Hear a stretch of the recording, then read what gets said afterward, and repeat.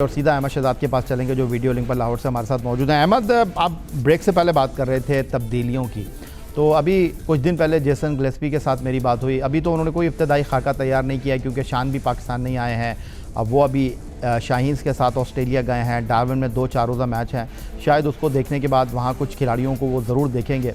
लेकिन मेरा आपसे सवाल ये है कि इस वक्त आपने 2 टेस्ट की सीरीज़ खेलनी है बांग्लादेश के साथ। डू यू थिंक के अंडर कैप्टनसी शान मसूद, क्योंकि आपकी टेस्ट टीम में जो हैं वो सलमान अली आगा हैं, ऑस्ट्रेलिया में अच्छा परफॉर्म करके आए हैं, सऊद शकील हैं, उसके अलावा शान मसूद हैं, फिर उसके साथ के पास जो है वो अब्दुल्ला शफीक हैं। तो टेस्ट टीम में कुछ ऐसे प्लेयर हैं जिनके साथ आप कुछ नए फेसेस को ट्राई आउट कर सकते हैं, क्योंकि उसके बाद आपने ऑस्ट्रेलिया जाना है वाइट बॉल क्रिकेट के लिए। साउथ अफ्रीका में आप नए खिलाड़ियों को मौका देंगे तो ये उनके साथ नाइंसाफ़ी होगी। इंग्लैंड के ख़िलाफ़ होम सीरीज़ के 3 टेस्ट मैचों में अगर आप उनको खिलाते हैं तो नौजवान खिलाड़ियों के साथ नाइंसाफ़ी होगी। आपको लगता है कि शान, अब्दुल्ला शफीक, सलमान अली आगा, सऊद शकील के साथ किसी नए खिलाड़ी को मिडल ऑर्डर में मौका देकर आप अपनी टीम को आगे लेके जा सकते हैं, ताकि बड़ी टीमों के ख़िलाफ़ उनको मौका देने से बेहतर है कि बांग्लादेश के ख़िलाफ़ आप मौका दें?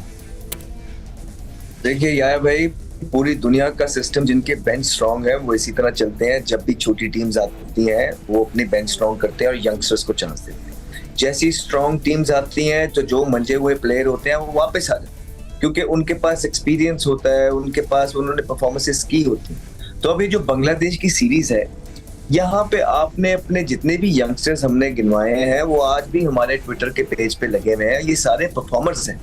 अगर आप कहते हैं तो मैं आपको फिर से बता देता हूँ, नाम ले देता हूँ, जिसमें से तैयब ताहिर है, जिसमें से साहिबजादा फरहान है, जिसमें से कामरान गुलाम है, जिसमें से मोहम्मद अली है, जिसमें से धानी है, ये उसामा मीर है। ये सारे लोग परफॉर्मर्स हैं। आप अब शान को भी चाहिए, देखे आए भाई, कि जो चीजें हमने की हैं या जिस पे हमने बात की है कि वो अपना किबला सही तरफ लेके चलें। आप यंगस्टर्स के साथ एक टीम डेवलप करें। अहमद, मैं आपकी तस्दीक करना चाहूंगा, शान मसूद सिर्फ टेस्ट टीम के कप्तान है, चेयरमैन क्रिकेट बोर्ड थोड़ी है कि आप इतनी उनसे हैवी उम्मीदें वाबस्ता करें। अगर एज अ कैप्टन मेरे पास अथॉरिटी नहीं है और मेरे पास कंट्रोल नहीं है तो मुझे तो कैप्टनसी करनी नहीं चाहिए, चाहे वो टेस्ट है चाहे वनडे है, ठीक है। और जहां तक आप टेस्ट की बात कर रहे हैं ना कि टेस्ट में उनको अथॉरिटी नहीं है, तो सर ये ग्रुपिंग जब एक चीज के अंदर आ जाती है और कप्तानी की लालच और पावर की लालच जब आ जाती है तो ये चीज कोई फॉर्मेट देख के नहीं आती है, ये हर फॉर्मेट में डैमेज करती है। और शान पाकिस्तान टीम के कैप्टन है, कोई छोटे बच्चे तो है नहीं, उन्हें सारी चीज की नॉलेज बखूबी है।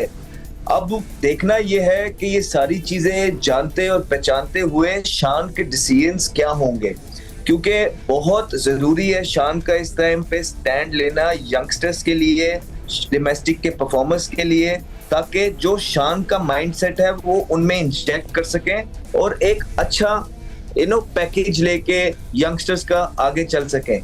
अगर शान ने भी उन्हीं लोगों का साथ दिया जो टीम के अंदर ऑलरेडी पावर के लिए कप्तानियां छोड़ने के लिए तैयार नहीं है, जो टीम के अंदर ग्रुपिंग करते हैं, तो वो कल को शान की बारी होगी। अच्छा अहमद, मैं आपसे एक चीज अर्ज करना चाहूंगा, वो आपकी उस गुफ्तगू के बाद मैं ये कहना चाह रहा था, जरा ठहरो, जरा सब्र करो, ज़रा चीज़ों को अंडरस्टैंड करो, क्योंकि देखें शान भी अंडर प्रेशर तो होंगे, क्योंकि वो आखिरी टेस्ट सीरीज़ ऑस्ट्रेलिया में 3-0 हार के आए हैं। तो वो चाहेंगे कि बांग्लादेश के ख़िलाफ़ जो है अब वो अच्छे नोट के ऊपर सीरीज़ को ख़त्म करें, मुस्बत अंदाज में सीरीज़ को ख़त्म करें। गिलेस्पी से मेरी बात हो रही थी, वो भी यही कह रहे थे कि हम एक ऐसी टीम बनाएंगे, कैसा स्क्वाड बनाएंगे जो होम सीरीज़ में बांग्लादेश के ख़िलाफ़ हमें कामयाबी दिलवाए।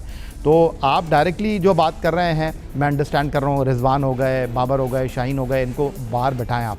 तो आपको लगता है कि ये जो हमारी टीम है इनके बगैर जीत जाएगी, और खुदा न खास्ता अगर नतीजा हमारे अगेंस्ट आ गया तो फिर शान मसूद भी अंडर स्कैनर आ जाएंगे, गिलेस्पी भी दबाव में आ जाएंगे, क्रिकेट बोर्ड और दबाव में आ जाएगा।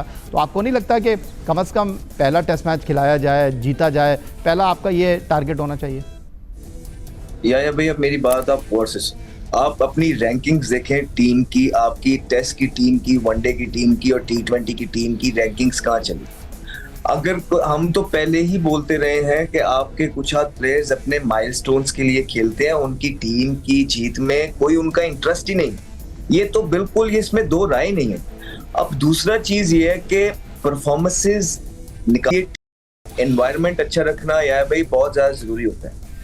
थोड़े से कम स्कूल और लेस एक्सपीरियंस प्लेयर्स पाकिस्तान की टीम में या नेशनल टीम में चल जाते हैं, वो परफॉर्मेंस दे देते हैं अगर उनका माहौल अच्छा हो। लेकिन अगर उस टीम के अंदर इस तरह के लोग हों जो ग्रुपिंग में मुलविस हैं, जिनको पावर का नशा है, जो कप्तानी के लिए सारे ताल्लुक आगे पीछे छोड़ने के लिए तैयार होते हैं और जो पर्सनल माइलस्टोन्स को हमेशा आगे रखते हैं, और अब तो पॉलिटिक्स भी खेलते हैं, और फिर कुछ लोग मजहब कार्ड का इस्तेमाल करते हैं, तो याया भाई जिन टीम के अंदर 3 से 4 लोग इस तरह के हो जाएं, वहां पे आप भूल जाएं कि रिजल्ट आपकी फेवर में, एक सीरीज में 2 सीरीज में शायद आ जाए, लेकिन लॉन्ग टर्म अगर आपने बनाना है तो आप ही बैठ के ये बात करते रहे याया भाई कि आपको हारने से नहीं डरना है। तो आज आप बोल रहे हैं कि बांग्लादेश की सीरीज में हमने विनिंग नोट से शुरू करना चाहिए, आप हारने से शान देखिए। हम बच्चे नहीं है, हमें सब चीज की अकल है कि आप कौन सी टीम लेके जा रहे हैं। अगर आप यंगस्टर्स के साथ ऊपर नीचे भी थोड़ा सा हो जाता है तो हम टॉलरेंस रखेंगे और इस अवाम को भी बताएंगे कि कोई मसले वाली बात नहीं है।